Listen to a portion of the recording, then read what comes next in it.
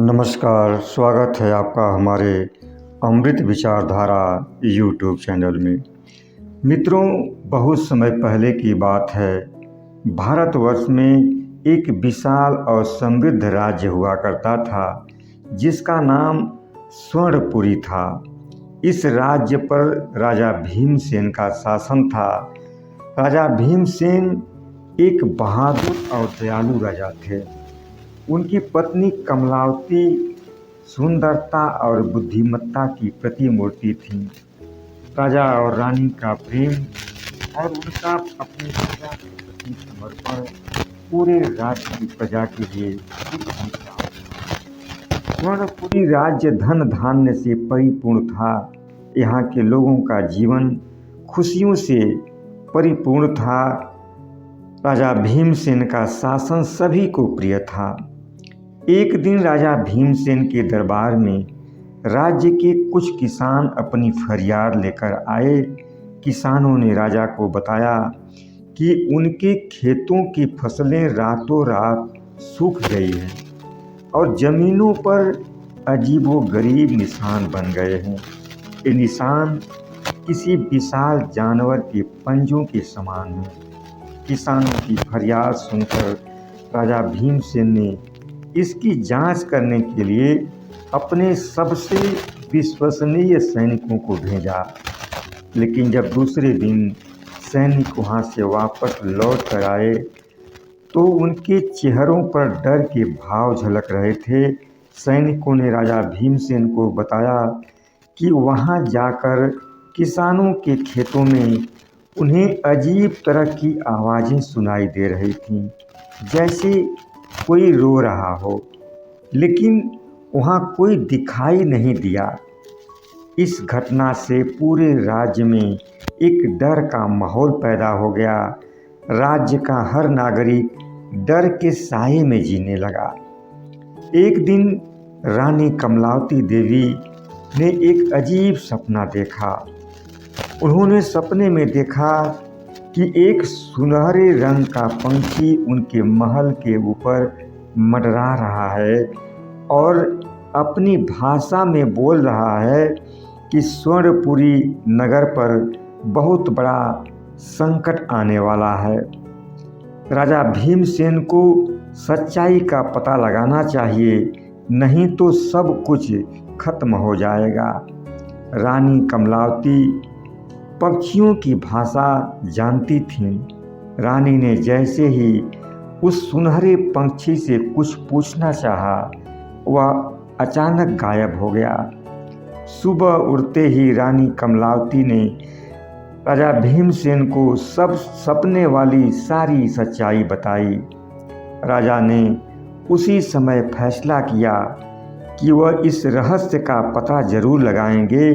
दूसरे दिन राजा भीमसेन और रानी कमलावती अपने कुछ विश्वसनीय सैनिकों के साथ उस रहस्य का पता लगाने के लिए निकल पड़े।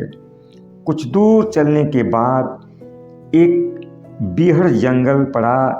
जंगल के बीच में एक प्राचीन मंदिर था जो खंडहर में बदल चुका था। उस खंडहर में एक वृद्ध सन्यासी मिले और उस सन्यासी ने बताया कि किसी समय यह मंदिर एक रहस्यमयी शक्तियों का स्रोत था। जब राजा और रानी ने अपने सिपाहियों के साथ उस मंदिर में प्रवेश किया तो उन्हें एक अजीब सी आवाज़ सुनाई दी। यह आवाज़ मंदिर के नीचे एक गुफा में से आ रही थी। फिर राजा ने जैसे ही गुफा में प्रवेश किया, गुफा की दीवार पर एक ताबीज़ टंगा हुआ दिखाई दिया। राजा ने जब करीब जाकर उस ताबीज़ को देखा तो उस पर लिखा हुआ था कि जो कोई भी व्यक्ति इस ताबीज़ को अपने हाथों में लेगा उसे इस ताबीज़ की रहस्यमयी शक्तियों का सामना करना पड़ेगा। राजा भीमसेन ने अपनी बहादुरी का परिचय देते हुए उस ताबीज़ को अपने हाथों में ले लिया।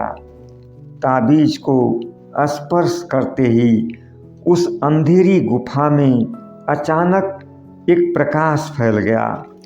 राजा ने देखा कि गुफा के बीच में एक महर्षि बैठे हुए थे।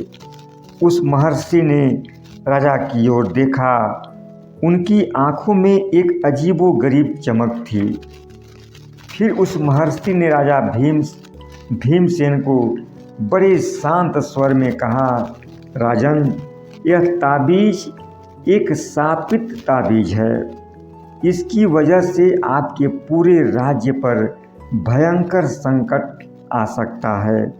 अगर आप इस ताबीज से अपने राज्य को बचाना चाहते हैं तो आपको इस ताबीज को हिमालय पर्वत की गोद में बहती हुई एक नदी में ले जाकर विसर्जित करना होगा। लेकिन ध्यान रहे, यह काम आसान नहीं है। रास्ते में आपको बहुत सारी समस्याओं का सामना करना होगा। इतना कहकर वह महर्षि अंतर्ध्यान हो गए। राजा भीमसेन उस रहस्यमयी ताबीज को लेकर हिमालय की गोद में बहती हुई नदी की ओर चल दिए। कुछ दूर जाते ही अचानक आसमान में काले बादल छा गए। भयंकर आंधियों के बीच राजा के सभी सैनिक राजा से बिछड़ गए। लेकिन राजा भीमसेन अपनी बहादुरी का परिचय देते हुए अपने गंतव्य की ओर आगे बढ़ते रहे। उनके मन में उस शापित ताबीज से अपने राज्य के लोगों की रक्षा करने का दृढ़ संकल्प था। उनके रास्ते में बहुत सारी कठिनाइयाँ आईं। उन्हें भयंकर बीहड़ जंगलों से होकर गुजरना पड़ा। लेकिन अंत में राजा भीमसेन ने हिमालय पर्वत की गोद में बहती हुई उस नदी को ढूंढ ही लिया। फिर जैसे ही राजा ने उस शापित ताबीज को उस नदी में प्रवाहित किया, एक भयंकर विस्फोट हुआ। फिर कुछ देर बाद सब कुछ शांत हो गया। फिर राजा भीमसेन अपनी रानी कमलावती के साथ अपने महल में लौट आए। एक बार फिर से उनके राज्य में चारों तरफ खुशहाली का दौर शुरू हो गया। इस तरह राजा भीमसेन ने अपनी बहादुरी से अपने राज्य के लोगों की रक्षा की। धन्यवाद।